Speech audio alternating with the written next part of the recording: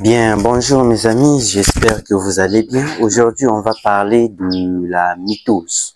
En fait, la mitose est une forme de division cellulaire qui touche les cellules. Donc, on va parler ici de la variation de la quantité d'ADN lors de la mitose. Donc, comment est-ce que la quantité d'ADN varie lors de la mitose? Donc, pour ce faire, avant de commencer, je vous prie d'abord de vous abonner comme d'habitude, de partager aussi la vidéo. Donc, sans plus tarder, on va rentrer dans le vif du sujet de notre travail aujourd'hui.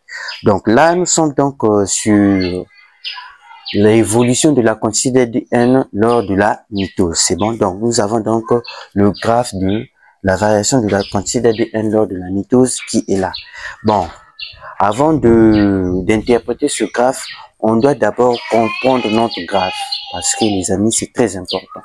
On doit d'abord comprendre notre graphe et mettre les éléments qui manquent ici. J'aimerais qu'on le fasse ensemble parce que ces éléments-là vont déterminer en fait la suite de notre exercice. Donc, on va d'abord essayer de comprendre notre graphe et puis donner l'interprétation après. Donc, ici, vous devez comprendre une chose, qu'une cellule, avant d'entrer en division, doit d'abord dupliquer la molécule d'ADN parce que la cellule au préalable, la cellule a des chromosomes déspiralisés. Avant de se diviser, a des chromosomes déspiralisés, c'est-à-dire des chromosomes qui ne sont pas visibles, et a une seule chromatide, c'est-à-dire ces chromosomes sont à N chromatide, donc pas bichromatidien. Or, la cellule pour se diviser doit avoir des chromosomes à 2 chromatides. Donc, c'est bon. Donc, pour ce faire, la cellule doit d'abord dupliquer la quantité d'ADN. Et cette duplication de la molécule d'ADN passe par un phénomène qu'on appelle par l'interphase. C'est quoi l'interphase? L'interphase est un temps ou bien un phénomène qui est comprise entre deux mitoses successives. Parce que n'oubliez pas, la cellule qui se divise en fait est issue d'une autre cellule. Donc, l'interphase comprend 3 temps. La phase G1, la phase S et la phase G2. Donc, la phase G1, pendant la phase G1, la cellule se trouve dans son état initial, c'est-à-dire il a des chromosomes déspiralisés. On peut le représenter par une ligne comme ça. Des chromosomes déspiralisés, c'est-à-dire qui ne sont pas visibles, mais à une seule chromatide, pas à 2 chromatides. Donc, nous sommes à la phase G1. La cellule est dans son état initial. La cellule possède une taille réduite de moitié par rapport à la cellule mère et des chromosomes déspiralisés à une seule chromatide. Donc, ça, c'est le premier temps de l'interphase. C'est bon? Maintenant, après le premier temps de l'interphase, viendra le deuxième temps de l'interphase qui est la phase S. Donc, pendant la phase S, la cellule va maintenant commencer à dupliquer la molécule d'ADN. C'est-à-dire, comme on avait une quantité d'ADN qui était à Q ici, à la phase G1, comme la cellule va commencer à dupliquer la molécule d'ADN, donc la quantité d'ADN va maintenant monter. Et lorsque la quantité d'ADN monte, on commence à avoir des chromosomes qui sont d'abord déspiralisés, mais à 2 chromatides. On a des chromosomes invisibles ou déspiralisés à 2 chromatides et la molécule d'ADN commence à monter. Ça, c'est la phase S, qui est le deuxième temps de l'interphase. C'est bon? Maintenant, après la phase S ici, viendra maintenant la phase G2 qui est le dernier temps de l'interphase. Donc, la phase G2, nous sommes ici. C'est là où la quantité d'ADN va se stabiliser maintenant à 2Q. Et nos chromosomes qui étaient au préalable, qui avaient une seule chromatide au préalable, vont maintenant avoir 2 chromatides, mais toujours déspiralisées. Donc, ne sont pas encore visibles. C'est bon? Donc, là, on vient de finir avec les temps de l'interphase. Donc, on peut faire ceci, là, jusque là, c'est l'interphase. Interphase. C'est bon? Donc, on vient de finir avec l'interphase. Donc, une fois l'interphase terminée, la mitose maintenant peut commencer sérieusement. C'est là que la mitose commence. La mitose ne peut pas commencer directement parce que la cellule a d'abord des chromosomes déspiralisés. Elle doit dupliquer la molécule d'ADN et ensuite spiraliser les chromosomes. Donc, la mitose, nous savons donc dans le cours que la mitose a 4 phases qui sont la prophase par ordre, la prophase, la métaphase, l'anaphase et la télophase. Donc, on va remplir ce graphe en nous basant sur le cours. Maintenant, la prophase nous dit quoi? Pendant la prophase, nous avons des chromosomes qui ont 2 chromatides disposés d'une manière au hasard sur le fuseau achromatique. Ces chromosomes sont spiralisés. Donc ici, après la phase GE, arrivé à la prophase qui est ici, parce que la quantité d'ADN va toujours être stable parce qu'il n'y a pas de division ici. À la prophase ici, que j'abrège par pro, nous aurons des chromosomes qui seront spiralisés à 2 chromatides, que je représente ici en un seul chromosome. Donc, nous sommes à la prophase et puis la prophase va s'en suivre maintenant la métaphase. La métaphase, nous sommes ici à la métaphase. À la métaphase, nous avons aussi toujours des chromosomes à 2 chromatides qui sont disposés maintenant sur le plan médian de la cellule et forment une image appelée plaque équatoriale. C'est bon? Donc, à la métaphase, maintenant après la métaphase vient l'anaphase. L'anaphase correspond aux chutes brutales de l'ADN. C'est pourquoi la quantité d'ADN doit chuter ici et pourquoi nous sommes à l'anaphase. Parce que les chromosomes vont se séparer au niveau du centromère et on aura des chromosomes à une seule chromatide. C'est bon? Les chromosomes vont se séparer au niveau du centromère et vont partir en ascension polaire et vont migrer vers les astères. Donc, c'est ce qui fera que la quantité d'ADN va chuter ici à Q. C'est bon? Donc, nous sommes à l'anaphase. C'est bon? Nous sommes à l'anaphase. Nous aurons des chromosomes à une seule chromatide. Donc, la quantité d'ADN va chuter ici. Mais souvenez-vous, d'après le cours, lorsque les chromosomes à une seule chromatide vont migrer vers les astères, on va partir maintenant là à la télophase. Là, on va obtenir 2 cellules filles à une seule chromatide. C'est bon? Ces 2 cellules filles auront chacune dans leur composition de chromosomes une seule chromatide. Leurs chromosomes auront une seule chromatide. Donc, on descend. Nous sommes là à la télophase. Là, on obtient 2 cellules filles avec une seule chromatide. C'est bon? Maintenant, arrivé à la télophase ici, il y aura maintenant despiralisation des chromosomes. Dans le sens que les 2 cellules filles obtenues vont encore répartir vers la phase G1. Voilà pourquoi vous voyez que la quantité d'ADN se stabilise ici. Parce que après division, la cellule va encore, les 2 cellules filles obtenues par rapport à la cellule mère qui était ici, vont aussi à leur tour répartir vers la phase G1. Parce qu'on suppose que quoi? Que ces 2 cellules filles aussi ont aussi la capacité de se diviser encore et donner encore d'autres cellules. C'est bon? Donc, voilà ici, nous aurons des chromosomes déspiralisés à une seule chromatide. C'est bon? Nous aurons des chromosomes déspiralisés à une seule chromatide. Donc là, de là jusqu'à là, nous sommes à la mitose. Mitose. Maintenant, n'oubliez pas aussi, on doit aussi mentionner le cycle cellulaire. Ici, le cycle cellulaire, c'est quoi? Ce sont l'ensemble des transformations biologiques que nous voyons ici au niveau des chromosomes.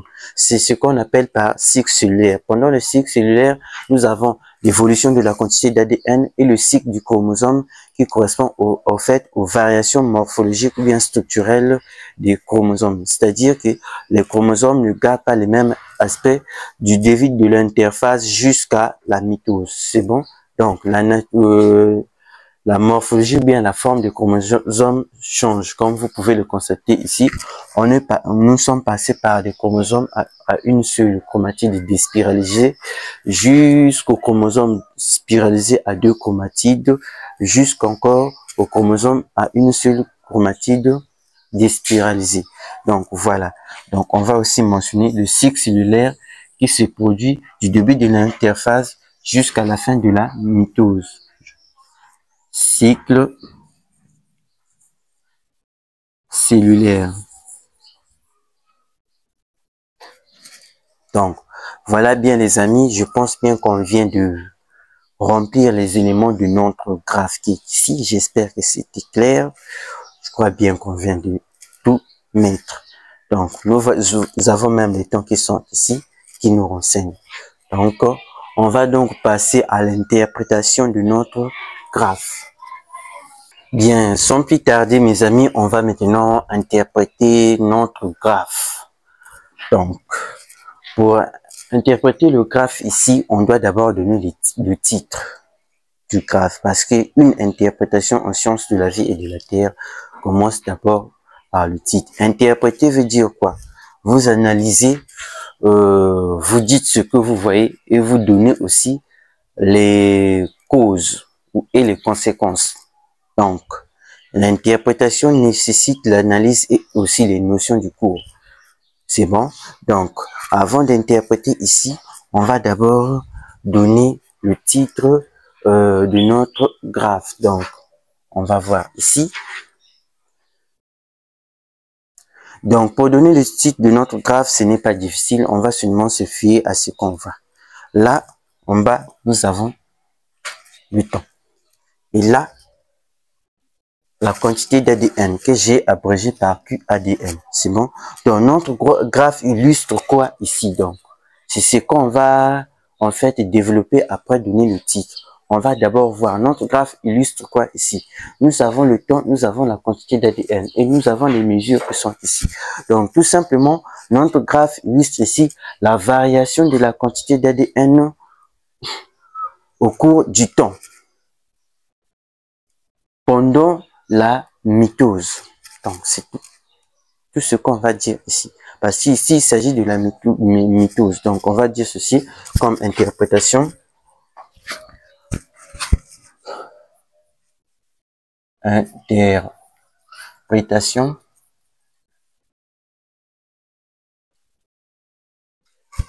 Puis, on va d'abord donner le titre. Ce graphe représente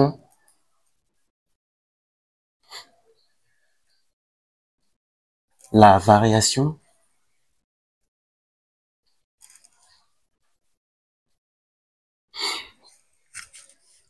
de la quantité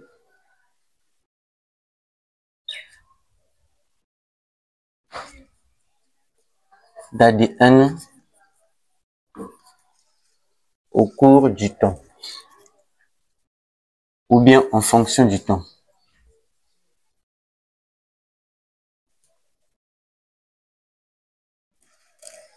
Du temps. Pendant la mitose.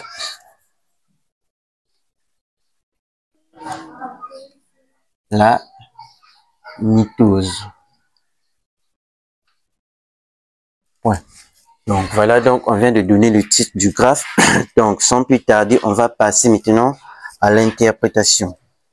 Donc pour interpréter ici, comme il s'agit de la variation de la quantité d'ADN en fonction du temps, donc on va juste voir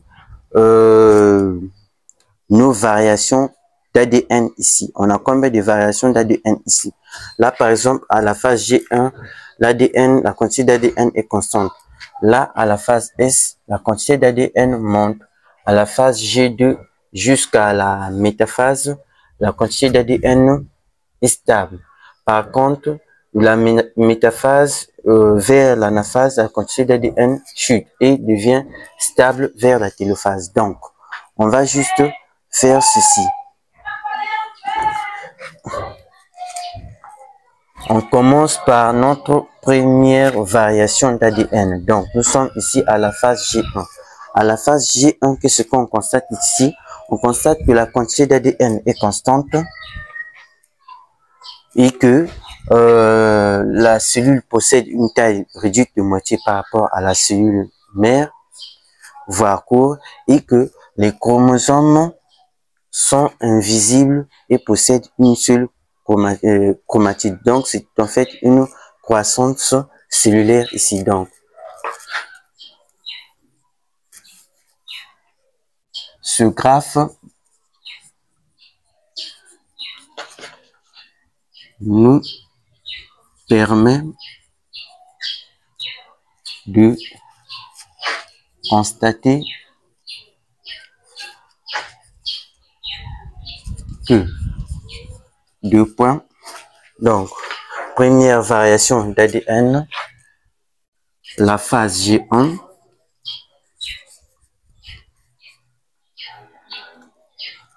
La phase G1, la quantité d'ADN est constante à Q. La quantité d'ADN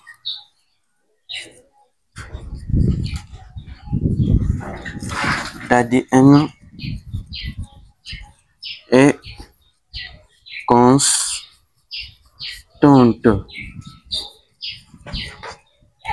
à Q. La quantité d'ADN est constante à Q et la cellule possède une taille réduite de moitié par rapport à la cellule mère et les chromosomes sont déspiralisés et possèdent une seule chromatide. Donc, les chromosomes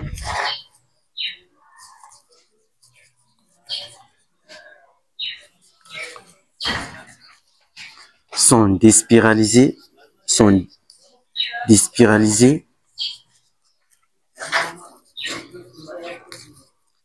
ou autrement dit invisibles. Les chromosomes sont déspiralisés et ont une seule chromatide.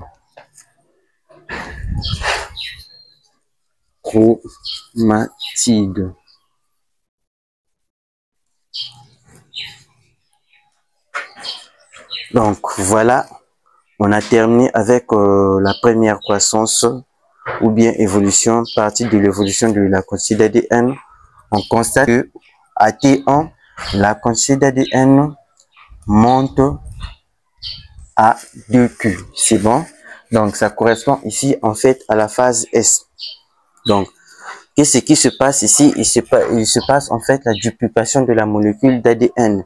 Et lorsqu'il y a duplication de la molécule d'ADN, donc il y a réplication de matériel chromosomique, c'est-à-dire les chromosomes qui avaient au préalable une seule chromatide, invisible bien entendu, qui avaient au préalable une seule chromatide, vont se retrouver avec deux chromatides parce qu'il y a duplication d'ADN. Donc, la phase S. La quantité d'ADN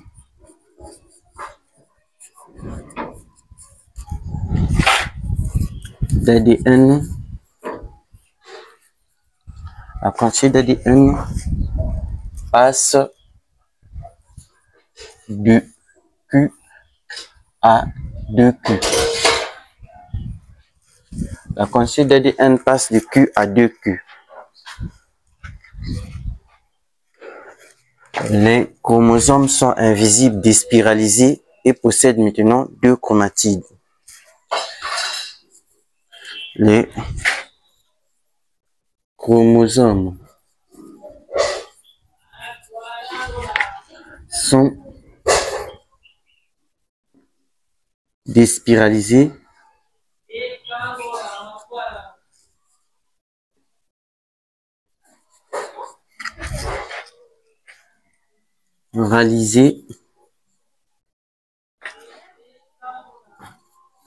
et ont deux chromatides.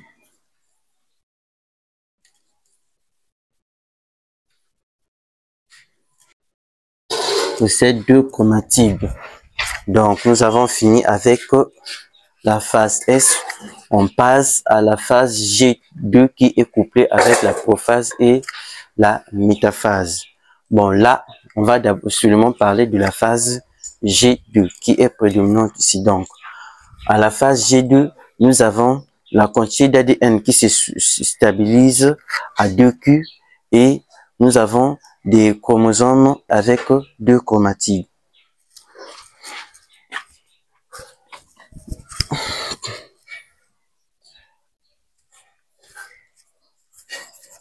La phase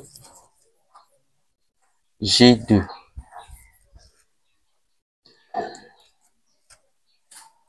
La quantité d'ADN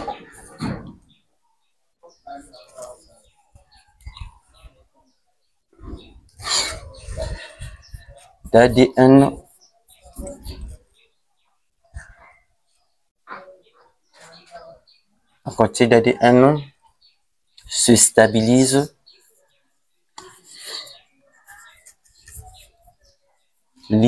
à 2Q.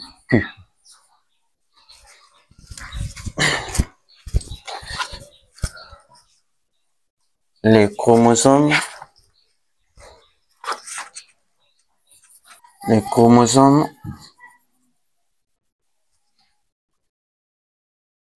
sont déspiralisés et ont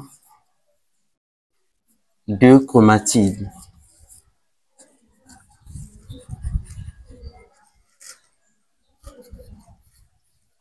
La cellule est apte de rentrer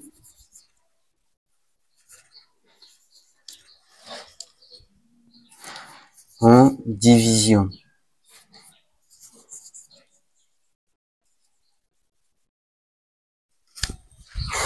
Donc voilà, nous avons donc fini avec les périodes de l'interphase.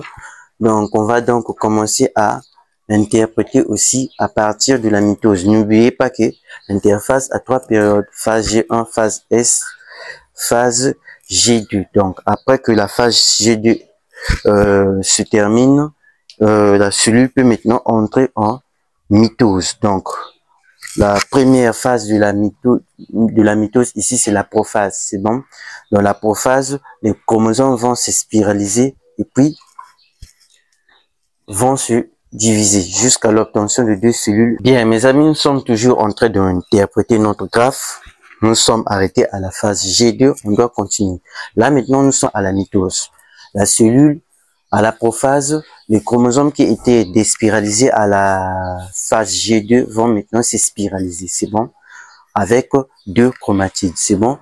On remarque ici que la quantité d'ADN reste toujours constante de la prophase à la métaphase. C'est bon. Et diminue à partir de l'anaphase. Pourquoi? Parce que à l'anaphase, souvenez-vous, d'après le cours, les chromosomes vont se séparer au niveau du centromère. Que lors des migrations polaires, on va obtenir des cellules, 2 cellules filles avec des chromosomes à une seule chromatide, jusqu'à la télophase où les chromosomes vont commencer à se décondenser et va nous amener encore vers une autre phase G1. C'est bon. Donc là, on va seulement parler ici de la chute d'ADN normalement. La chute d'ADN normalement commence ici. C'est à l'anaphase que nous avons une chute d'ADN, parce qu'à la prophase et à la métaphase, on constate que l'ADN est constante à 2U. Donc, la même quantité d'ADN qu'on avait à la phase G2, c'est la même quantité d'ADN qu'on se retrouve avec à la prophase et à la métaphase. Sauf qu'à l'anaphase, suite à l'ascension polaire des chromosomes à une seule chromatide, la quantité d'ADN va chuter. C'est bon? Donc, on va seulement interpréter là où on constate une variation de la quantité d'ADN. On constate une variation de la quantité d'ADN à l'anaphase ici. Donc, c'est l'anaphase qu'on va prendre ici. Donc, on va mettre tirer anaphase.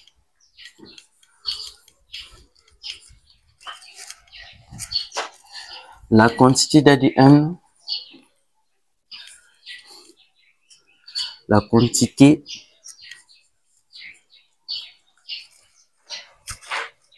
ADN, chute,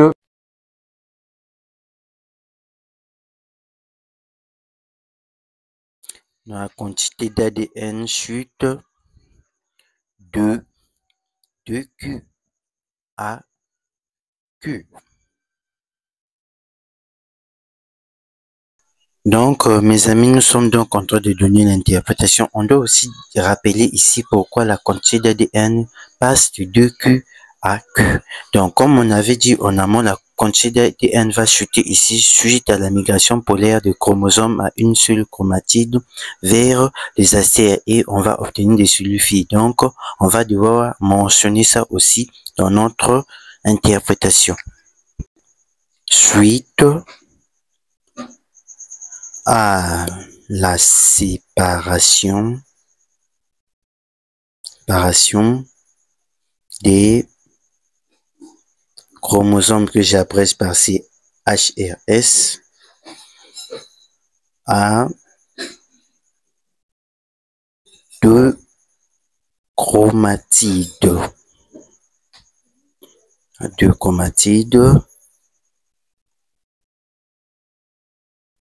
On va pas s'arrêter par là et à l'ascension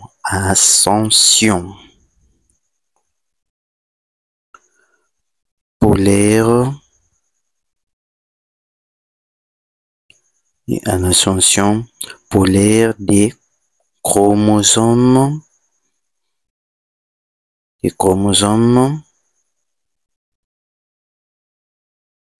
à ascension polaire des chromosomes à une seule chromatide.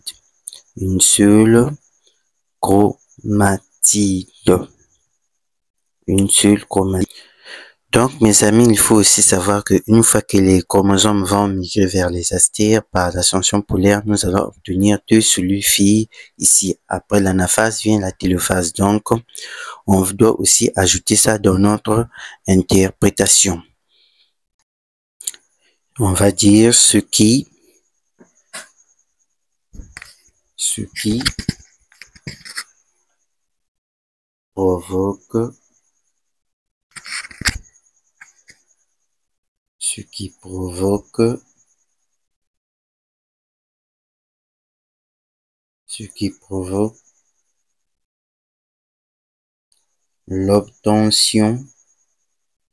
provoque l'obtention